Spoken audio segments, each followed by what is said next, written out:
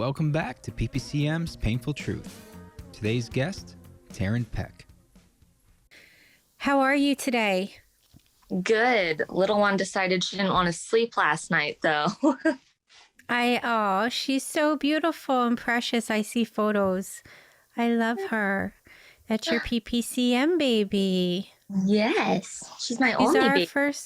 She's our first to be shown. Oh, hi, baby. Yeah, your head's not doing so great yet. Yeah. Oh, so sweet. She's getting there. So, Taryn, thank you so much for giving me your time today, for your, magic minute of this peripartum cardiomyopathy PPCM awareness. I see here that you have just obviously given birth. That's okay. I have a little puppy Golden, so he's got squeaky toys. Sometimes he squeaks. So, may I ask, where are you from and what is your age? So I'm from Bend, Oregon, and I'm 24. But I was 23 when I had her. Okay. And when were you diagnosed peripartum cardiomyopathy? During your pregnancy with her or after? It was I'd been discharged already from having the C-section, and I had her on the 22nd, and I believe it was the 27th that I ended up being readmitted. 27th, what is it? The full date year? November 2021. And so, the entire time you were pregnant, you were never diagnosed, so therefore you were never treated. Exactly. While I was pregnant, they had noticed fluid around my heart. They suspected I had COVID earlier in my pregnancy. And they're like, well, a lot of pregnant women have fluid around their heart while they're pregnant and it goes away, or it could be the COVID, so we'll monitor it again. The plan was before I gave birth, and then I had to have an emergency C-section. She was a month early, actually. So she was a premature baby? Yes, she spent 17 weeks. How many weeks was she taken out? 36. 36 weeks. Yeah. And so, who was it that actually diagnosed you, and where? So it was at St. in Bend, and it was just the cardiologist who was working in the ER because I came in through the emergency department. It was Dr. Adair, I believe was his name. Is this a different doctor than you had during your pregnancy visits? Yes. And did you go back to your pregnancy birthing professional that delivered your baby and say, hey, I was diagnosed peripartum cardiomyopathy, PPCM? I haven't yet. She was actually delivered by just one of the hospital doctors, not my OB. I had actually fired my OB because I was having massive swelling. My legs couldn't support me anymore. I was retaining all this fluid. My blood pressure was high. She didn't listen to me about having preeclampsia. And then the hospital ended up diagnosing it when I was there for kidney stones. And so I kind of just said, I'm not going back to that OB. She wouldn't listen to my concerns. It's not the first time affecting my safety and my baby's. And then it really did, because a few days later, I went into premature labor. So yes, I mean, you are definitely, you're like how I was. Like, I mean, I even though trying and like figuring out that there was definitely something wrong, it was as if like I just wasn't listened to until until I had cardiac death. And it's like that is something that does need, not also on behalf of your experience, and just to say, to the person that whoever treated you, what was this person's name? This was Dr. LeGrand at Central Oregon OBGYN. So you would go back to that person and you educate them. And hopefully, with the awareness of your experience, no one ever has to experience the suffering that you had, you know, during your pregnancy, since it's preventable. It's like once they gain the awareness, it's careless not to give the only early diagnosis that we have in America, which is the NT-proBNP test, and educate him or her. Is it a him or her? She's a woman. She's a woman. Educate her and say to her that women have been giving birth for so long, and say back in the day, in the 1800s, they called it childbirth fever, but in 2022 they call it peripartum cardiomyopathy, and there's prevention, and it starts with awareness of the blood. And the fact that there was no awareness and I was not blood tested or properly screened, which should be mandatory and standard, since it's common, not rare, just rare for anybody to really have awareness, no matter who you are in the medical community. It's just not really educated, and say, learn from my experience. And really say, I think there's no really right approach. Like, people are like, I don't want to come off as or say something that, and it's like, whatever comes out, like whatever anger, if you go on this roller coaster, if you first start off as educational, and then you want to say, I had a traumatic experience. Now, if you had your traumatic experience, what exactly, because obviously your baby could have suffered with, so it's like, what would, with you basically having the approach with her, what medical care did you have, and how much suffering did you go through after you gave birth? It was really traumatic. So my OB, or the one who delivered her, was like, hey, you have preeclampsia, so you need to monitor your blood pressure. Just make sure it's not going too high afterwards and all this. And so I have one of those electric blood pressure cuffs here at home. And it also your pulses. And that was actually what sent me into the hospital. My kind of high, but my pulse was sitting at 155 at resting. And so I called the OB, and he's like, yeah, just go in. They'll probably keep you for 24 hours, hydrate you, whatever. So I did. I went in. They ran an EKG, and they're like, yeah, you're not going anywhere. What was your EF percent? 34.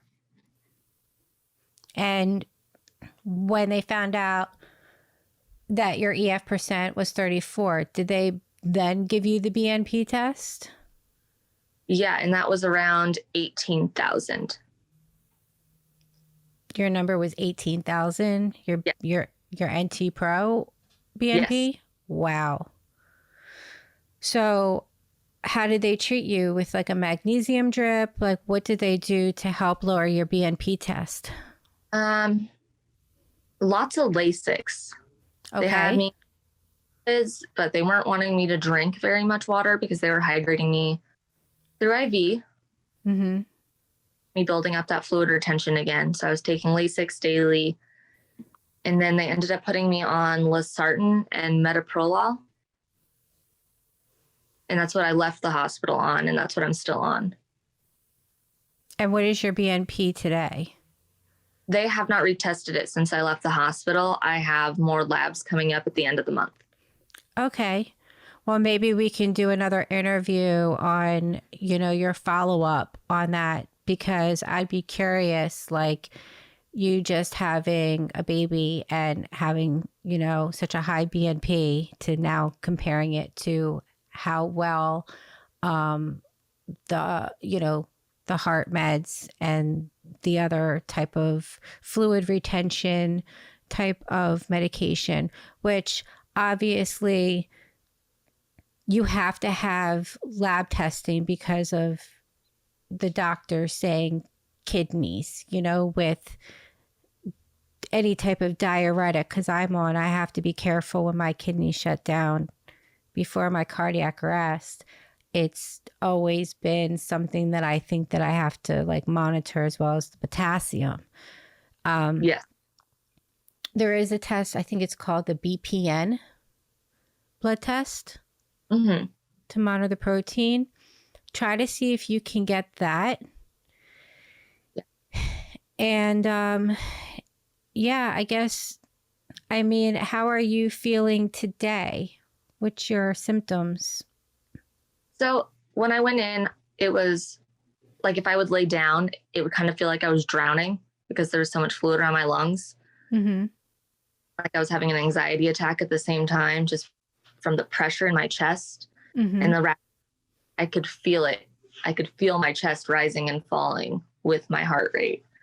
I couldn't tolerate standing up for very long because my heart rate would shoot up into the 160s, 170s. Like it was really high and it was really scary. Thankfully now, like with the medication, I'm not having symptoms really, except I'm tired. I know but that also could just be, I have a baby. Yeah. Yeah. Mm-hmm. I think that, there's a tired, and then there's like a mommy tired, and then there's like the sick tired, So it's like knowing, really how I'm feeling. Also, mentally, what you've kind of experienced, it's a lot of like, no one ever thinks about the brain, but it is our main thoughts, which create feelings that can cause anxiety. And how are you dealing with do you have postpartum depression? Are you feeling any type of anxiety?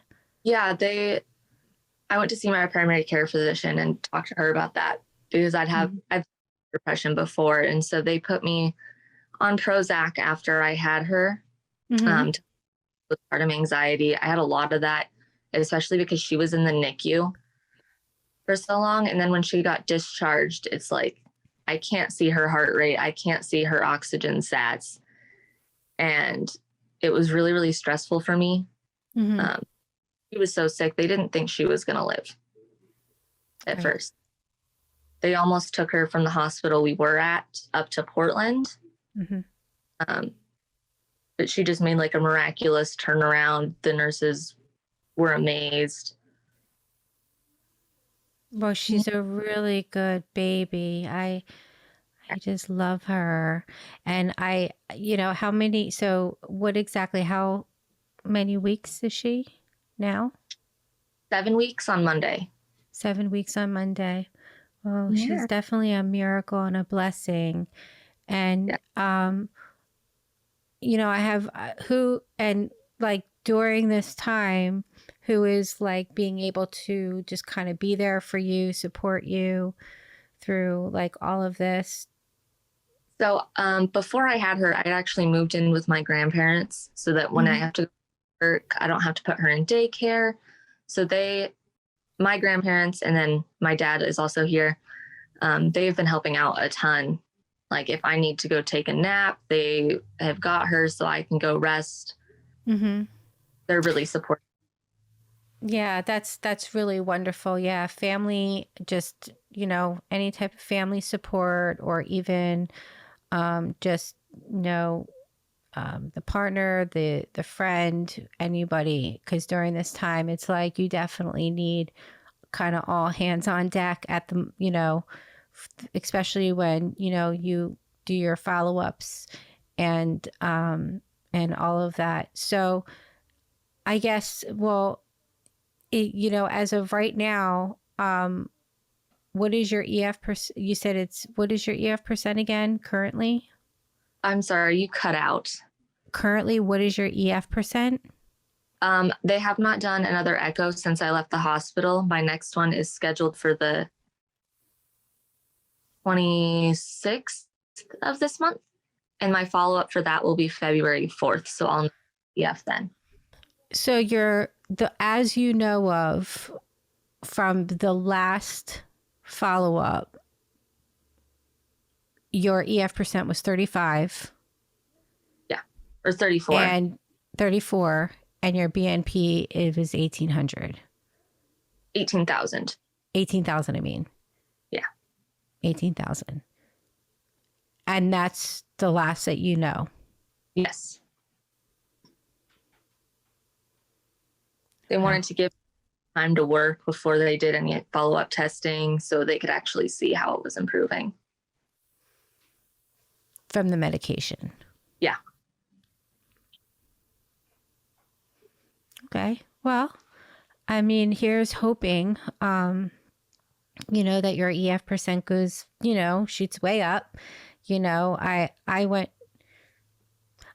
from a 10%. Can you hear me? Yeah. Okay. I couldn't tell for some reason it went out. I went from a 10%, up to 60%. So, wow.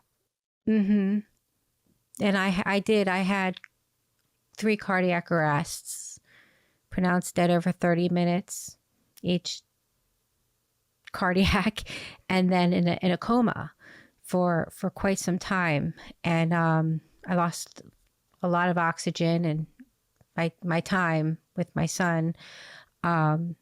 So I know the scare of it being low. I understand, like, you just had a baby, but once you recover, you're out of the woods because it's a pregnancy induced complication. So it's like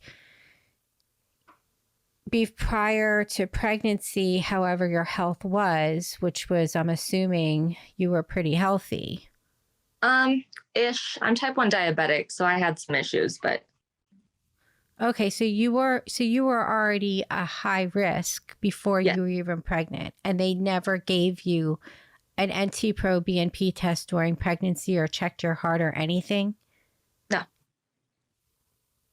And I was seeing the high risk specialist in the area. And who is that? Dr. LeGrand at Central Oregon OBGYN. The office is her and Dr. John Murphy. And they're supposedly the best doctors in the area. They deal with the high risk patients, and they never did it. They should definitely, and the fund can actually help you with this. Like the nonprofit could maybe, make them aware, alert them to what happened to you, and that there needs to be some awareness and to learn from this experience. Yeah, I don't want another mom to have to go through this. It was scary. And with my baby being in the NICU and me being 2 floors up or on the next floor, the cardiac, I wasn't getting to go. Yeah, that absolutely. Was time that I wasn't getting to spend with my baby and a time that she already really needed me there. All because you were never provided during your pregnancy the proper screening, labs, and testing. And it's simple. It's a simple blood test. And so I'm just thinking that the medical community where you are located and where you gave birth is to just properly educate them. And we can, help you with that because I know it is kind of like a fight, but you should definitely, aside from whatever, letter that we send on your behalf, just to notify them or whatever doctors that you would like us to notify. But, basically still you yourself contact this doctor and say, what, how, Like, how did they why? miss? Ask them, say, how is it that maternal mortality has prevention and that birthing professionals are not aware of this? And if they are aware, why is it not provided? Well, so in that group on Facebook where I found out about this, there was that checklist or whatever, the questionnaire that Dr. Fett had posted. And it's, in the end of your pregnancy, which of these did you have? And it indicates whether or not you're at risk. And yeah, we have that on our website. Yes. yeah, because it's the self-test. It was add 0, add 1, or add 2. And I was at add 2, I think, for all of them. Yeah. Well, you are definitely, you were diagnosed as PPCM, peripartum cardiomyopathy. So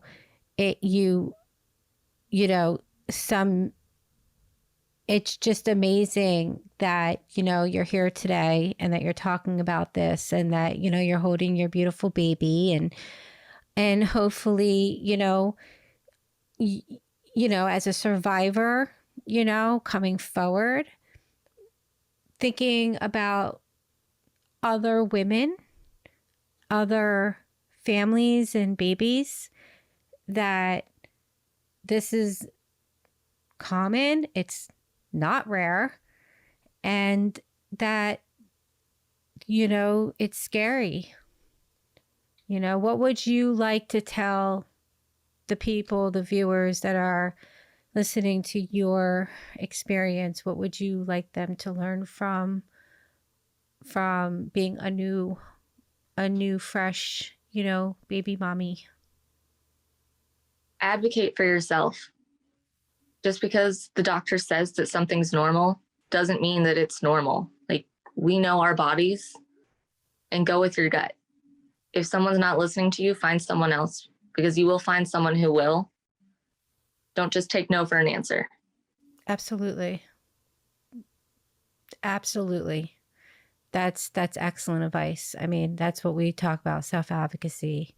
And that's what we're providing here, is the awareness of this information, that it can happen to any girl. It doesn't, any young woman can get a pregnancy-induced complication.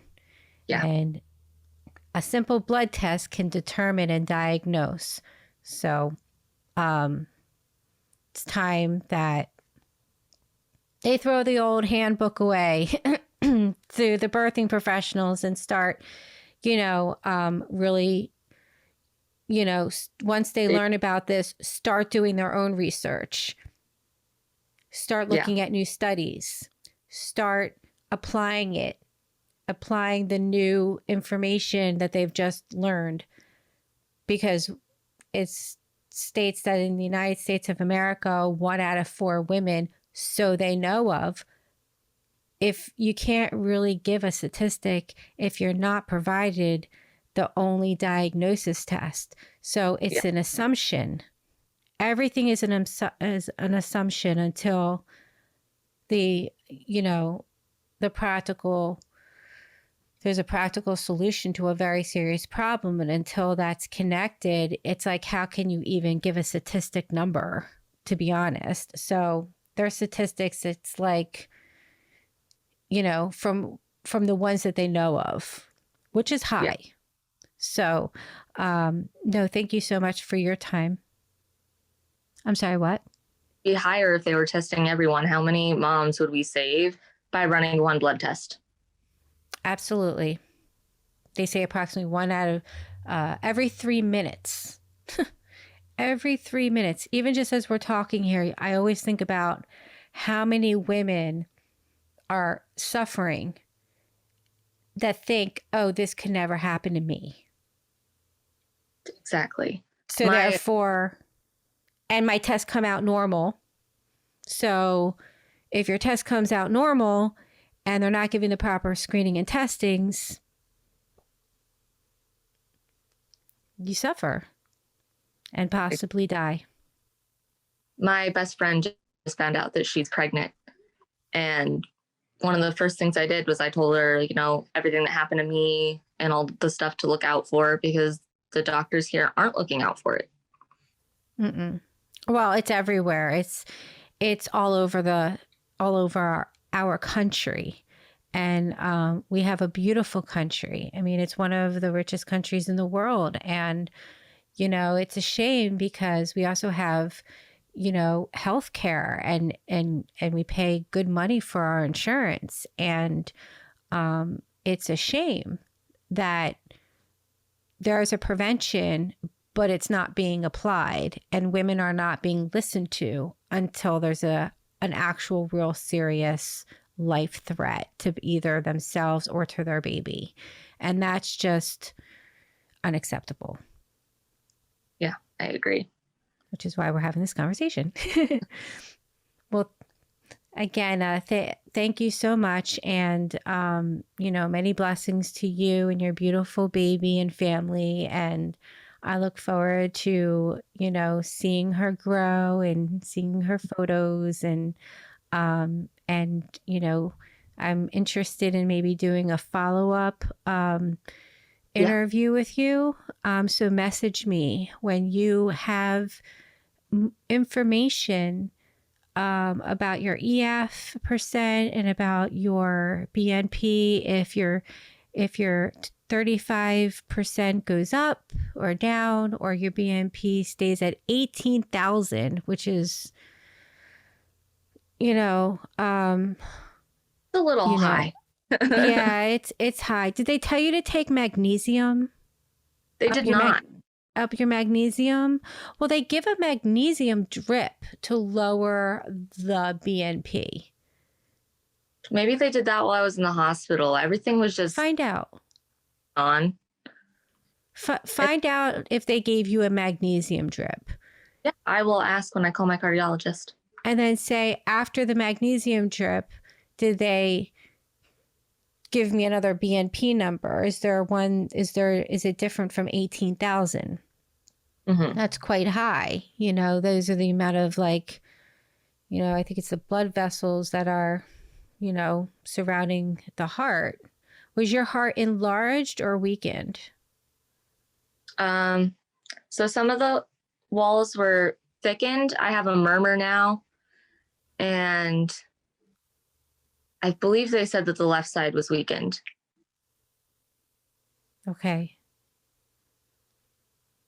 All right. Well, may it repair fully. Our muscles are amazing, and our heart is the biggest muscle. So our bodies are the way that it can heal is just, for me, I'm a medical phenomenon. I came back from my times of death being literally my heart stopped for over 30 minutes. And so over each cardiac arrest. So I always look at it as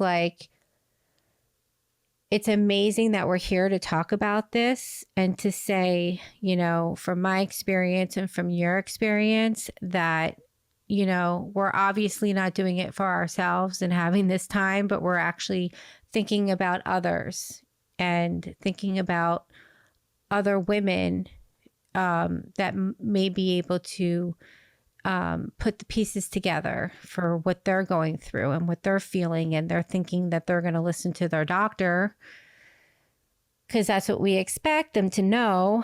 And then things happen. Yeah, we put so much faith in our medical providers, and they're dropping the ball here. Absolutely. There's a huge medical glitch, and it's all due to having the proper education. So, yeah, thank you very much and sharing your story. And I look forward to our follow-up interview on your current health and your babies. And also, it can't hurt to get your baby's BNP number. I'll have an upcoming appointment with her pediatrician, so I'll bring that up to her as well. Yeah, I have my 5-year-old. He's on his lab work, and EKG is on the refrigerator. He doesn't want to get poked, but I told him, I said, every year, you do this, because if we educate them young to know their blood. And if it's the only early diagnosis, then they need to know at a young age. They'll be smarter than most medical professionals, you know, and, you know, definitely by 5 years old, they say to check the PPCM baby's heart at 5. She's a cardiologist because when she was born, she had like pulmonary hypertension and her heart muscle is thickened. And so she has regular follow-ups with the cardiologist to keep an eye on that. Okay. And what are they doing for her with that? Monitoring it. They suspect that the thickening muscle is a result of all the trauma from the birth. Did you deliver vaginally or C-section? I had an emergency C-section. C-section. I do hear a correlation between C-sections and vaginal. There's way more C-sections, I think, because with fluid comes infection, and it also can exasperate and peak after delivery. Yeah, I didn't get to see her for like 7 hours after she was born. It took over a week before I was able to hold her. Yeah. Oh, I'm so sorry. Because she was on an oscillator for a week, which is like basically a ventilator on crack for anyone who's not familiar with it. And it was terrifying. You could see it shaking her body when it was breathing for her, and it was loud. And that's traumatizing for a baby. That's so sad. Yeah. I mean, that's why, you know, I'm so glad we're talking even further, because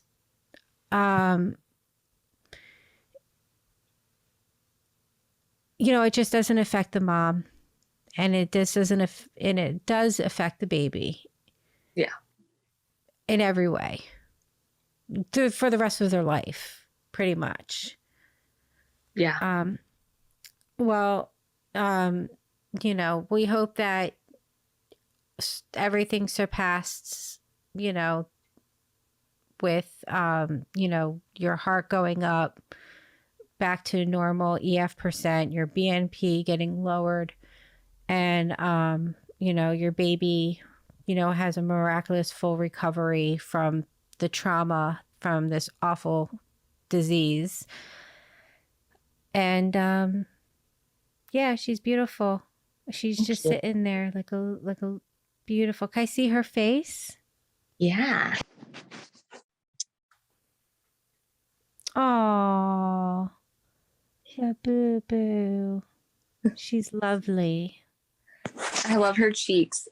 Yeah. Everybody wants to pinch them all the time, huh?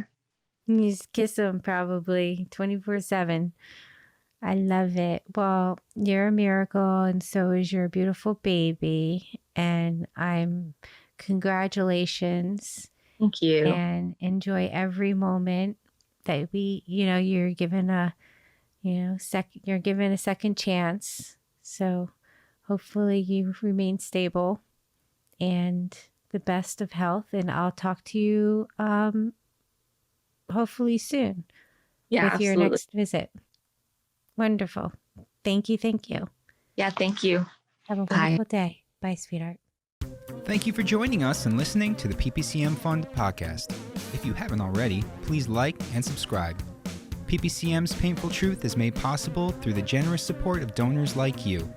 Help us spread the awareness by donating at ppcmfund.com or click the link below to become a member through Ko-fi.